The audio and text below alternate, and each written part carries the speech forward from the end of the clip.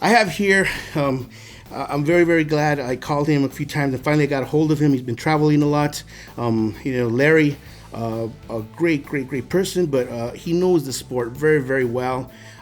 He breaks it down better than almost anybody that I know, and he's usually good. He picks them very, very, very well. He's around it. He's going to be covering the Golovkin fight next week.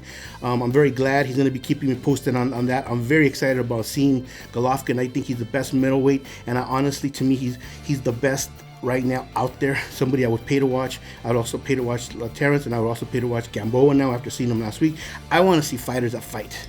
Using whatever your style is, but bring it.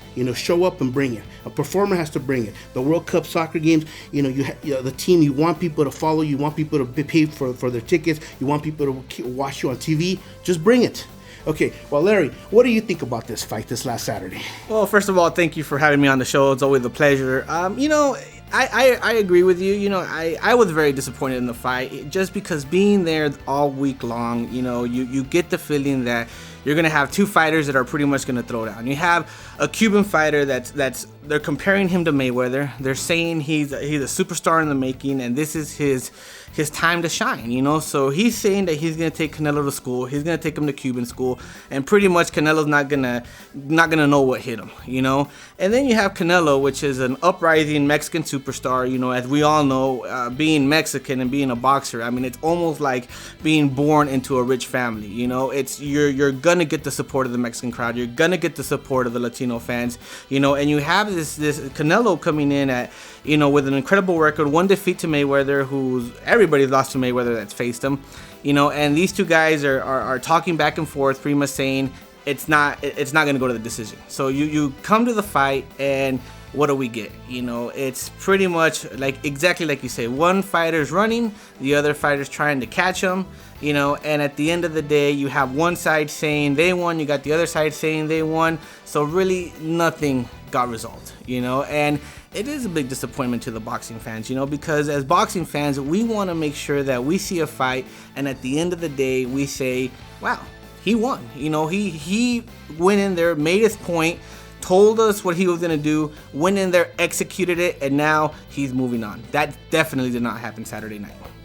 Yeah, I mean, if you're a fan, a follower, and you just like Canelo, you're just happy that he won.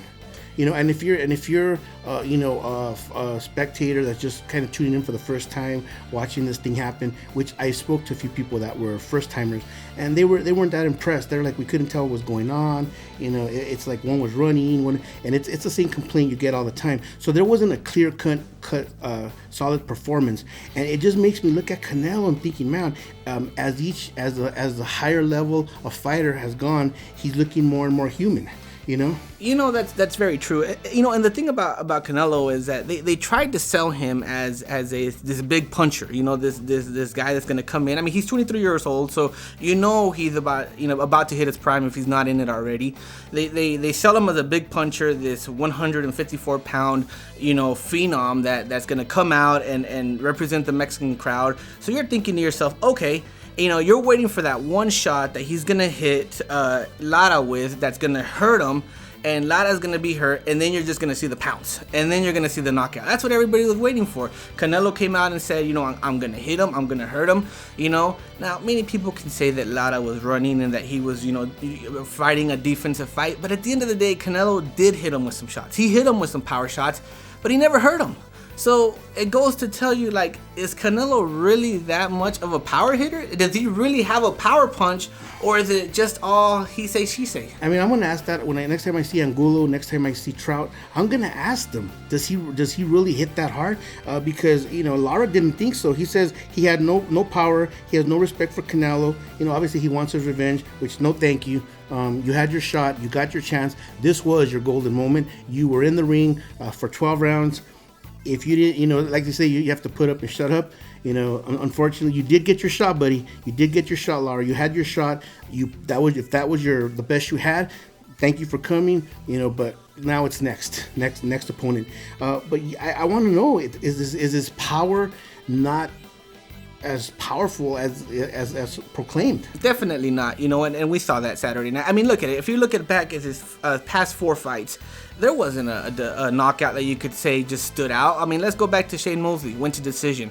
Okay, then you go back to Austin Trout. He knocked him down one time in the 7th round, but Austin Trout got up, and at the end of the day, they went to decision. Then you go to Angulo, which at the end of the day, yeah, they stopped the fight, but can you really say that was a fight? I mean, it got booed. It was controversial. Angulo didn't even show up that fight. He started fighting at the 9th, 10th round, and then all of a sudden it got stopped. So that wasn't that you could say a definitely knockout. And then this past Saturday, decision.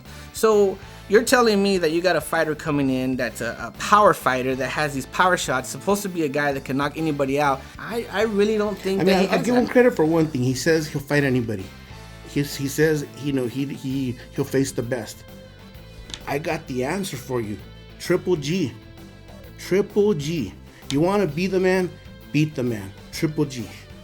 Oh, now you're going into another level there, and when you're talking about Triple G, I mean, Canelo, let's be real. One, Oscar De La Hoya in the post-fight press conference mentioned that could be a possibility, that Canelo and Triple G, but do you really see it happening? I mean, Canelo, as we all know, is Golden Boy's, golden child. He's their star. Triple G is a killer. This guy doesn't come to play. He comes to fight, and he has power shots. I mean, his jab is considered a power shot. I mean, my God, how many punchers do we know that their jab is considered a power shot, So when you're talking about Canelo Triple G, it's a great fight for the fans. It's a great fight for the sport of boxing.